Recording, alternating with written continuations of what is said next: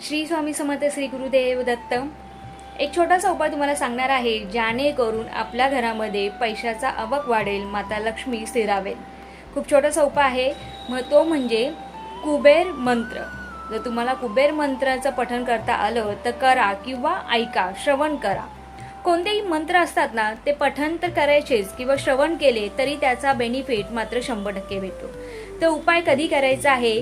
मंगळवारी, गुरुवारी आणि शुक्रवारी कोणत्याही दिवशी तुम्ही चालू करू शकता।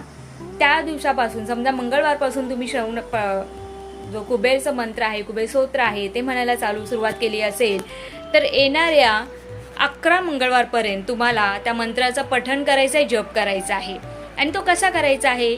सकाळी लवकर उठायचं आहे, अंघोळ करायची आहे, स्वच्छ कपडे परिधान करायचे आहेत, स्वामींसमोर देवांसमोर दिवा लावायचा आहे, बसायचं आहे, 2 मिनिटांसाठी मन शांत ठेवायचं आहे आणि या मंत्राचं पठण करायचं आहे।